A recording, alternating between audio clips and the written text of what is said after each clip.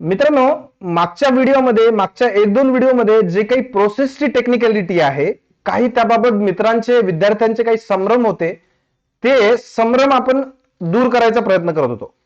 पण आता जर आपण काही टेलिग्राम चॅनल, न्यूज चॅनल्स आणि वेगवेगळ्या सोर्सेसचा जर विचार केला, तर त्यातून काही वेगळेच तथ्य बाहेर येत आहेत.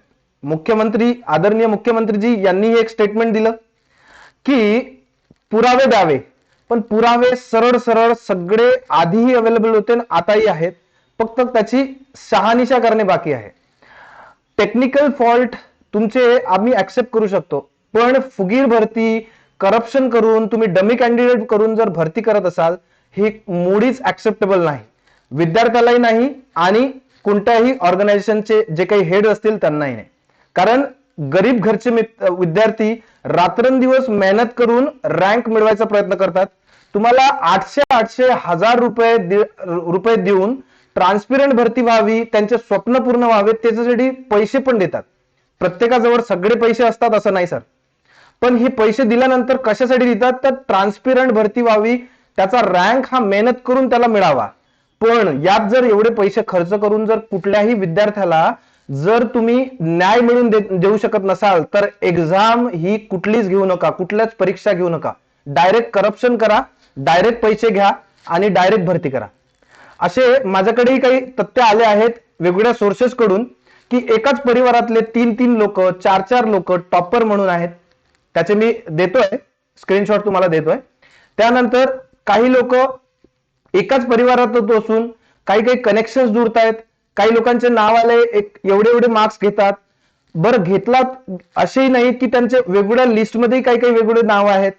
तर असे जे तथ्य वेगवेगळ्या सोर्सेस कडून जर येत आहेत आणि ही जी भरती फुगीर झाली असेल, यात करप्शन तर इन्व्हॉल्व आहेच, असं सगळीच कडून आता इशारा मिळत आहे. विद्यार्थी मित्रांनो, मी आवाहन करेल, आपण सगळे जेवढेही विद्यार्थी आहोत सगळे एकजूट होऊ. याच्याबद्दल याच्या अगेन्स्ट मध्ये आपण आवाज तर उठवायलाच पाहिजे. जर आपण आज आवाज नाही उठवला तर पुढच्या येणाऱ्या भरत्या पण अशाच होतील. तुमचे जे काही स्वप्न असेल, कुठल्याही गव्हर्नमेंट जॉबसाठी तुम्हाला जर घ्यायचं असेल, तर ते स्वप्न मुळीच पूर्ण होणार नाही. मी आतापर्यंत टेक्निकॅलिटी बद्दलच बोलत होतो की काही संभ्रम होते, पण हे काही जे पुरावे आपल्या समोर येत आहेत, काही तथ्य समोर येत आहेत, यात शंका ही 99% आहे की काही फुगीर भरती झाली आहे. ही मुळीच कोणी सहन करून घेणार नाही, कुठलाही विद्यार्थी नाही ना कुठलाही टीचर नाही. आम्ही विद्यार्थी म्हणून, मी स्वतः एक विद्यार्थी म्हणून आणि दुसरा एक टीचर म्हणून तुमच्या समोर, प्रत्येक विद्यार्थ्यासमोर सामील आहे. या भरतीच्या अगेन्स्ट मध्ये काय काय तथ्य असतील, आपण सगळे एकजुटीने आवाज उठवू, जेणेकरून आपला जो आपला अधिकार आहे की ट्रान्सपरंट पद्धतीने पेपर झालाच पाहिजे, मला माझ्या मेहनतीने रँक मिळालाच पाहिजे. जर होत नसेल तर ही भरती आपण कॅन्सल करायसाठी पण पुढे येऊया. तर मित्रांनो, मी तुम्हाला काही तथ्य देतो, तुम्ही कमेंट मध्ये आपले मत नोंदवा. आपण उद्यापासून कुठे कसं काय समोरची रूपरेषा ठरवायची, सगळेजण एकजुटीने आवाज उठू, म्हणजे जेणेकरून समोर येणाऱ्या भरतीमध्ये असा घोळ होणार नाही.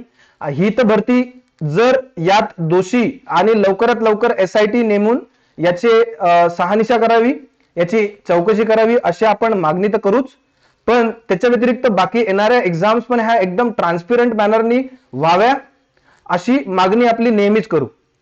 तर थांबतो व्हिडिओमध्ये.